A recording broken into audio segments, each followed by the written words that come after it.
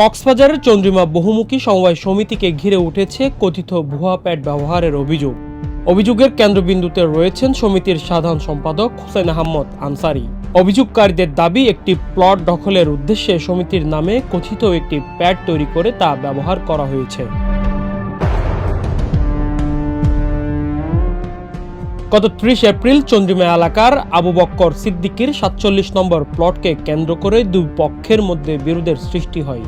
এ সময় আবু বক্কর সিদ্দিকীর বিরুদ্ধে কার্যকরী কমিটির সিদ্ধান্ত হিসাবে একটি লিখিত প্যাড উপস্থাপন করা হয়। ওই প্যাডে সাধারণ সম্পাদক হুসেন আহমদ আনসারের স্বাক্ষরের পাশাপাশি সহসভাপতি বিশ্বজিৎ বড়ুয়া সহ কয়েকজন সদস্যের নাম উল্লেখ ছিল।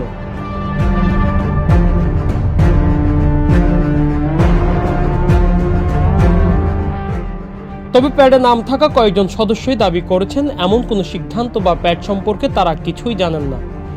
সহসভাপতি বিশ্বজিৎ বড়ুয়া এবং সদস্য শাহ নেওয়াজও একই ধরনের বক্তব্য দিয়েছেন।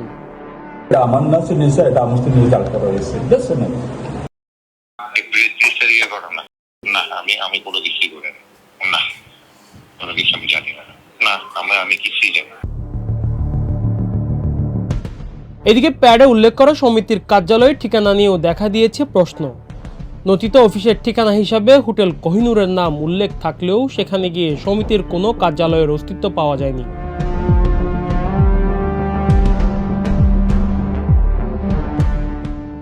ভুক্তভোগী পরিবারের অভিযোগ, ২৮ নম্বর প্লটের মালিককে সুবিধা পাইয়ে দিতে এবং ৪৭ নম্বর প্লট দখলের পরিবেশ তৈরি করতেই কথিত এই প্যাড ব্যবহার করা হয়েছে। এ ঘটনায় আর্থিক লেনদেনও হয়েছে বলে অভিযোগ তাদের। অভিযুক্ত হচ্ছে মূলত এই এপ্রিল মাসের ৩০ তারিখে তারা যে হামলাটা করছিল, হামলার উৎপত্তিটা করে হচ্ছে এই তারা আমার রানিং মার্কেটের সামনে এসে টিন দিয়ে দিছে। তো টিন যখন দিছে আমাদের কেয়ারটেকার তো আমাকে বিষয়টা অবগত করছে আর কি। এসে দেখি হচ্ছে অপোজিটে এই হুসাইন আহমেদ আনসারি নামের সে সমিতির সাধারণ সম্পাদক দাবি করতেছে নিজেকে। সে হচ্ছে এখানে চেয়ার নিয়ে বসা ছিল, তারপর ভাড়াটিয়া সন্ত্রাসীগুলোকে এখানে দাঁড় করাই দিয়েছিল আর কি। চন্দ্রিমার নাম দিয়ে একটা প্যাড পাইছি।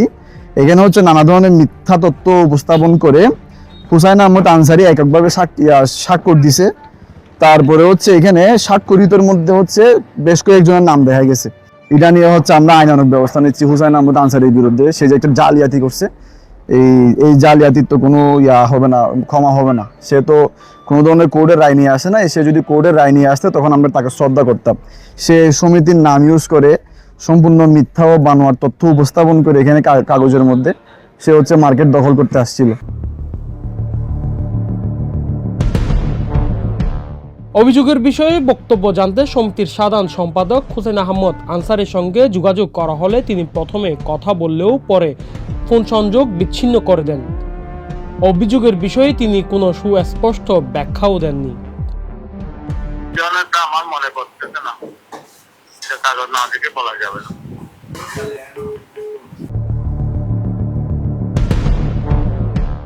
চন্দ্রিমা এলাকার সমাজ কমিটির সাধারণ সম্পাদক মুরাদ বলেন, প্রায় ১৬ বছর ধরে আবু বকর সিদ্দিকীর ভূখ দখলে থাকা জায়গা জোরপূর্বক দখলের চেষ্টা করেছেন নূর ইসলাম। নূর ইসলামদের সাথে শহীদদের সাথে নূর ইসলামরা এরা তো জোরপূর্বক আসতে চাইছিল। ওরা প্রায় ১৫-১৬ বছর ধরে থাকবে। তবে অভিযোগগুলোর বিষয়ে এখনও আনুষ্ঠানিকভাবে কোনো তদন্তের ফল প্রকাশ হয়নি। ভুক্তভোগী পরিবার বলছে, চন্দ্রিমা বহুমুখী সমবায় সমিতির নামে ব্যবহৃত এই কথিত প্যাডের সত্যতা নিরপেক্ষ তদন্তের মাধ্যমে উদ্ঘাটন করে দায়ীদের বিরুদ্ধে প্রয়োজনীয় ব্যবস্থা নেওয়া হোক। নিউজ ডেস্ক, কক্সবাজার কণ্ঠস্বর।